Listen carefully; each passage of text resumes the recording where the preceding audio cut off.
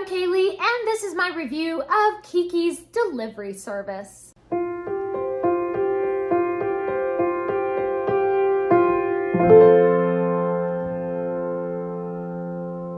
we jump into my review, I'm going to reach back here to our Booktuber Shoutout book, and we're going to shout out somebody randomly. And today we have Crescent Pages. So I will link their channel down in the description box. Please be sure to go over and subscribe to them. And if you haven't already, please do subscribe to this channel, subscribe to my Spanish booktube channel, and give this video a big thumbs up if you love Kiki like I do. Kiki's Delivery Service is one of my very favorite Studio Ghibli movies, and I was really nervous to pick up the book. When you fall in love with the character and a story and just the magic and the charm, the way that I did with the Studio Ghibli movie, you worry that maybe it'll be messed up. You just don't want any other kind of, anything messing up like your idea and your imagination of this character. However, I was so pleasantly surprised by the book. I was completely delighted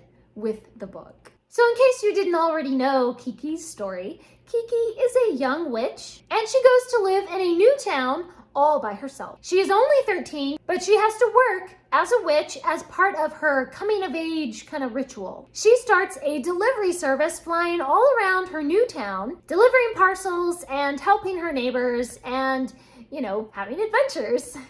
Now, I have watched the Studio Ghibli movie many times, just over and over and over. I even have purchased the sheet music for the music soundtrack of Kiki so that I can play the music on the piano. Now, other than the basic premise, the book and the movie are quite different, but they have the same enchantment, the same charm, the same kind of mood and flavor. Kiki is such a complete darling. She is spunky and kind and generous. She's just so sweet, and I love that sassy black cat. Gigi is so adorable. And Gigi and Kiki have some really just funny adventures together. I love the way that those two really stick together. They rely on each other, no matter how crazy things get. Kiki meets so many delightful people as she flies around delivering the mail. She meets young people. She meets an old lady who is incessantly knitting. She meets a laundress,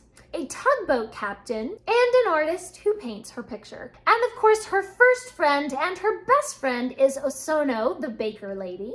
The pregnant baker lady. And it's just so interesting to see how these people react to Kiki and her magic and her ability to fly. And of course, Kiki wins their hearts with her sweetness. The only characters that are really the same from the movie to the book are Kiki herself and her parents, and Osono, and of course the boy Tombo, who belongs to a aerial flying club. So other than those kind of main people, the other people that Kiki meets in the book are not in the movie.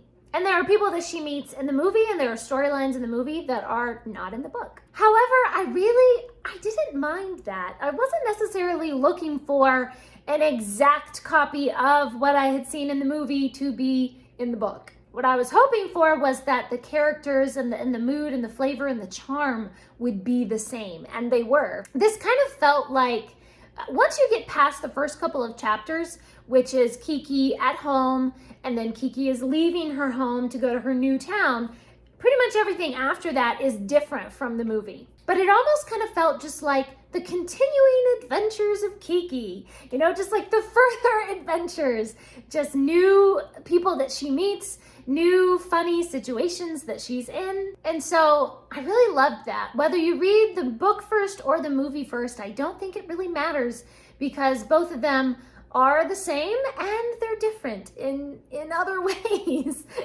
I don't know how to describe it other than Kiki, the book, made me feel the same as, my feelings, my emotions about it, and my connection to it was the same as my connection to the movie.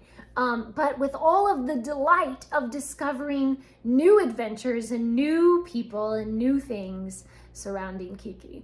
The writing style is utterly charming. And this edition has some really cute illustrations that just capture that magic so perfectly. This book is a complete delight.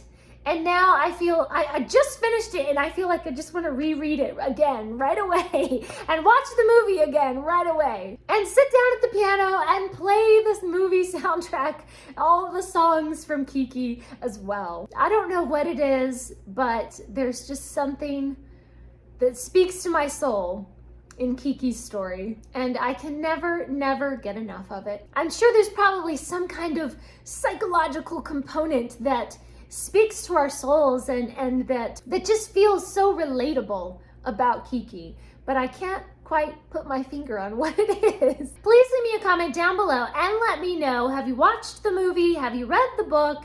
Do you adore Kiki as much as I do? And can you pinpoint for me, what is it, that indescribable thing that makes us love Kiki and her story so much? Thanks for watching. Please subscribe, and remember, the right book in the right hands at the right time can change the world.